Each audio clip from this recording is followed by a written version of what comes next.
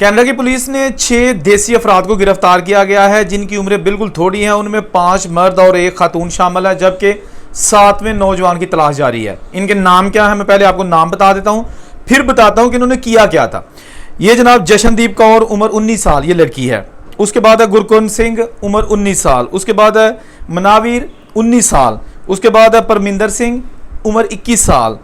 और देनुरश्त, इसकी उम्र है 19 साल। जबकि एक 17 साल का भी नौजवान शामिल है, टीनेजर, उसका नाम नहीं। जबकि 34 साल के मनिंदर सिंह धालीवाल, जिसको इस सारे गैंग का सरगना तस्वर किया जाता है, उसकी गिरफ्तारी के लिए पूरे कनाडा में वारंट जारी कर दिए गए हैं। जबकि जिनके नाम पहले आपको बताए हैं, उनकी उम्र 17 साल और 21 साल के दरमियान है। अब ये करते क्या थे? ये जनाब जो साउथ इंडियन बिजनेसमैन है, यानी कि जो हमारे इलाकों के पाकिस्तानी, इंडियन, नेपाली, बांग्लादेशी, इन इलाकों के जो वहाँ पे बिजनेसमैन हैं, दुकानदार हैं, पंप स्टेशन जिनके हैं, उनको कॉलें करते थे और उनसे ज़बरदस्ती तवान वसूल करते थे, पैसे लेते थे, बता लेते थे। जिस तरह के आम ये होता है, मतलब आपने सुना होगा ना कि हमारे मुल्कों में बताखोरी के जो मुलजमान है फ़ोन करके कहते हैं जी इतने करोड़ दे दो, इतने लाख दे दो, वरना आपको ये कर दिया जाएगा, वो कर दिया जाएगा। इन पर टोटल 54 केसेस हैं जिनके ट्रायल जारी हैं और उसकी इन्वेस्टिगेशन हो रही है। 54 केसेस जो है ना, इन पे जो है ना वो हैं, जिसमें गन का इस्तेमाल है, पिस्टल का इस्तेमाल है, छुरियों का इस्तेमाल है, पैसे बटोरने हैं, ब्लैकमेल करना है, आग लगानी है, दहशत फैलानी है। ये सारे इस छोटी उम्र के ग्रुप पर जो है ना इल्ज़ामात हैं। और ये जनाब एडमंटन का इलाका है, वहां पर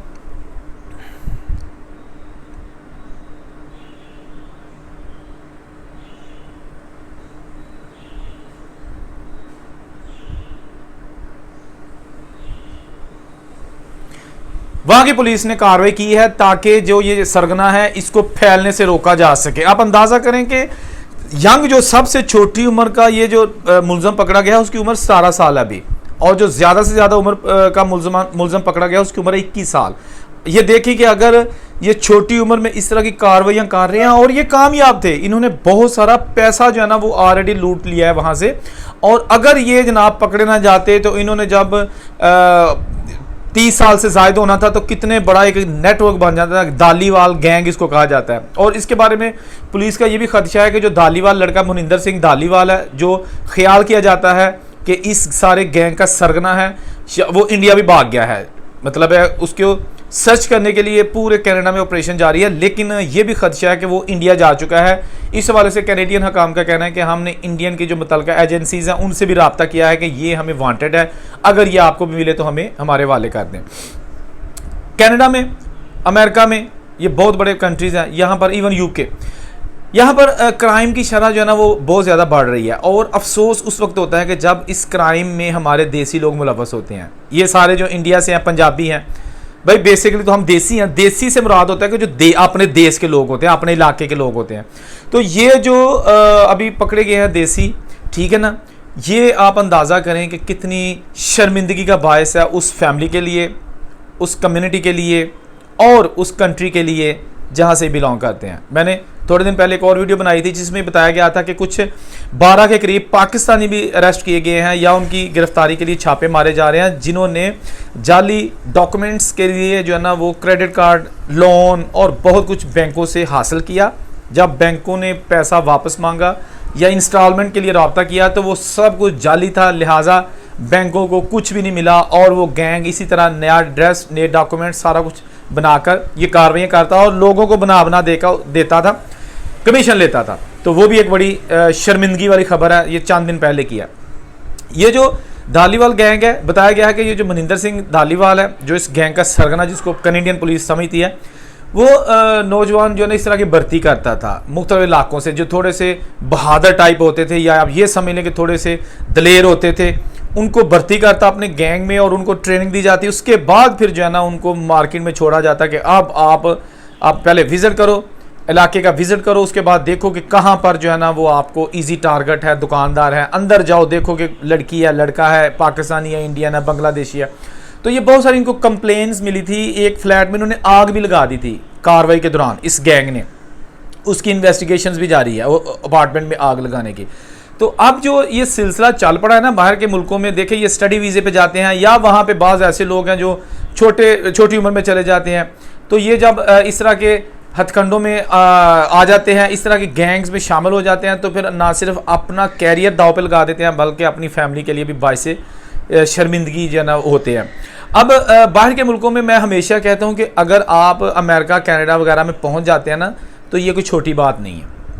अगर वहाँ पहुँच जाते हैं तो आप वहाँ पर ईमानदारी और मेहनत के साथ भी काम करते हैं ना, तो आप बिलियनर बन सकते हैं। बिकॉज मैंने भी सारी दुनिया देखी है और मेरे बहुत सारे ऐसे जानने वाले हैं जिन्होंने ज़ीरो से स्टार्ट किया था। उनकी हिस्ट्री आज से 15 साल पहले की पढ़ी जाए ना, या 12 साल पहले की पढ़ी जाए, या 10 साल पहले की पढ़ी जाए, तो उनके पास जब वो माइग्रेट करके आए थे अपने मुल्कों से, यूके कनाडा अमेरिका या यूरोप के किसी डेवलप कंट्री में, तो अक्सर मैंने इस चैनल पर वीडियोज़ भी उनकी अपलोड की हुई है सक्सेसफुल स्टोरीज़ के नाम से। तो उन्होंने बताया कि जब हम आए थे इस मुल्क में, हमारे पास डॉक्यूमेंट्स भी नहीं थे और हमने जनाब खाने के लिए भी कुछ नहीं था। बाज़ लोगों ने रातें कब्रिस्तान में भी गुजारी हैं, क्योंकि रात को कब्रिस्तान वीरान था तो वो लोग वहाँ जाके सो जाते थे। ऐसी ऐसी सिचुएशन है। लेकिन आज उनके पास बैंक बैलेंस भी है, उनके बिजनेस भी हैं, घर 3-3 4-4 हैं, गाड़ियाँ हैं, फैमिली है, पेपर भी ऑलरेडी ऑफ कोर्स बन चुके हैं। तो बात करने का मकसद ये है कि अगर हम शॉर्टकट देखते हैं ना कि जी शॉर्टकट लेके तो रातों रात करोड़पति या अरबपति बन जाएंगे और इतने $1000 आ जाएंगे, भाई ऐसा पैसा आप खा नहीं सकते।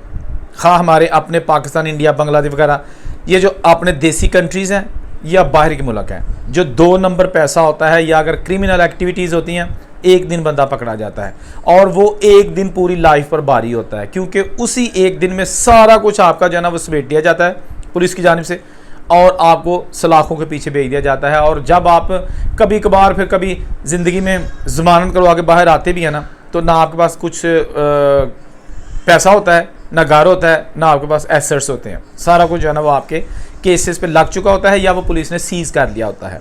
तो ये जो अभी रिसेंटली मैंने आपके साथ ये वाक़या बयान किया है 4-5 दिन पहले का, ये एक बहुत दर्दनाक मैं इसको वाक़या कहूँगा, इसलिए कि अभी छोटी उम्र के लड़के जिनकी उम्र पढ़ने की थी और डेफिनेटली वो पढ़ रहे थे, कोई हाई स्कूल में था, कोई सेकेंडरी स्कूल में था, लेकिन देखे ना कि बच्चे को ट्रैप करना कितना आसान होता है।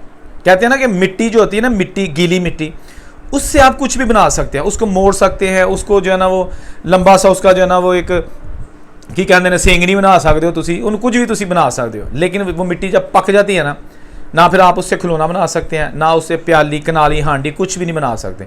वो टूट तो जाएगी लेकिन वो मिट्टी जो है ना वो खिलौना नहीं बनाएगी, वो फ्लेक्सिबल नहीं रहती। तो ये भी एज जो है ना ये फ्लेक्सिबल एज थी। पता नहीं क्यों ऐसा हुआ कि ये अपने पेरेंट्स से भी चोरी, डेफिनेटली पेरेंट्स को नहीं इल्म होगा कि बच्चे क्या कर रहे हैं, लेकिन पेरेंट्स की जिम्मेदारी है कि देखना कि इन बच्चों के पास इतना पैसा आ रहा है, इनका लाइफस्टाइल इतना अच्छा है, जाते कहाँ हैं, आते कहाँ से हैं। लेकिन फिर बात वही आगे कि बाहर के मुल्कों में आप अपनी औलाद को ज़बरदस्ती डांट भी नहीं सकते, आप अपनी बीवी को नहीं डांट सकते। हमारे मुल्कों में तो ये होता है ना कि कोई जेब कतरा या कोई क्रिमिनल पकड़ा जाए ना, तो वो सबसे पहले पता क्या कहेंगे पकड़ने वालों को कि भाई हमें मारो ना, हमें पुलिस के हवाले कर दो। उसकी रीज़न ये होती है कि पुलिस से वो छूट जाएंगे और पुलिस छोड़ भी देती है, ठीक है ना। ये जो उनको मारेंगे ना, जो लोग मौके पे किसी चोर को पकड़ के मारते हैं या उनको सर के बाल मोड़ दिए या उनको जनाब बाज को जिंदा भी मार देते हैं, जला देते हैं, तो वो इसलिए चोर कहते हैं कि भाई आप हमें कुछ ना कहो, हमें पुलिस के हवाले कर दो। बाहर के मुल्कों में ऐसा नहीं होता। बाहर के मुल्कों में अगर पुलिस के हवाले करोगे भी ना, तो भाई उसका चालान होगा, अदालतें जो है ना वो इंडिपेंडेंट है। जज ने ये नहीं देखना कि मेरे सामने गोरा है, काला है, इंडियन है, पाकिस्तानी है, चाइनीज़ है। उसने बस ये देखना है कि इसकी जो रिपोर्ट सामने आई है, चालान आया है, वो अकॉर्डिंग टू द लॉ उस पर कोई सज़ा बनती है या नहीं, उसके मुताबिक उसने रगड़ा दे देना है। That's it. ये पिछले दिनों मैंने एक खबर थी, वीलॉग किया था, एक यूके की फैमिली थी, वो इंडिया की सबसे अमीर तरीन फैमिली थी और यूके में भी टॉप 20 में उसका नाम था, ठीक है ना। तो वो जनाब स्विट्ज़रलैंड में रहती थी, यूके की नेशनल। स्विट्ज़रलैंड में एक बहुत अच्छा एक इलाका था, झील किनारे उनका बंगला था और वहाँ रहती थी। उन्होंने क्या किया था कि इंडिया से अपने लिए मुलाजम लेके आए थे, क्योंकि वो कर सकते थे अफोर्ड। तो उन्होंने कुछ मुलाजमी अपने जो विला में रखे हुए थे, उनको माली और जिनसी इस्तेसाल का सामना करना पड़ रहा था। उनके पासपोर्ट उनके पास थे, सारे डॉक्यूमेंट्स मालकान के पास थे, ये जो इंडियन अमीर फैमिली थी। और उसके बाद क्या हुआ कि वो किसी तरीके से मुतल्लिका हकाम को पता चल गया, उन्होंने इसका केस किया और जब पता चला कि वाकई ये जो है ना इनको पैसे भी नहीं दे रहे पूरे और जो है ना इनको बाहर जाने की आज़ादी भी नहीं है, तो उन्होंने ये नहीं देखा कि ये इंडिया का टाइकून है, ठीक है ना, उन्होंने नहीं देखा। उन्होंने जनाब इसको सज़ा सुना दी, 4-4 साल की सज़ा। बेगम, ये मियाँ, बेटा और बहू, 4 लोगों को सलाखों के पीछे। ठीक है ना। आप अंदाज़ा करें कि हमारे मुल्कों में किसी बिलियनर को सज़ा सुनाना को खाला जी दा वाड़ा, तो इस सज़ा सुना के दसो, 2 दिन बाद वो हाई कोर्ट में चला जाएगा, जज खरीद लेगा, जज कहेगा नहीं जी सज़ा काला दम, सुप्रीम कोर्ट चला जाएगा किसी भी मुल्क की, वहाँ से उसको रिलीफ मिल जाएगा। आप किसी का बाल बीगा नहीं कर सकते, लेकिन बाहर ऐसा नहीं होता।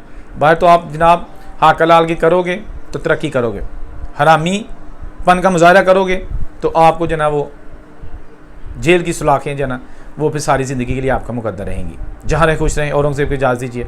अल्लाह हाफिज़।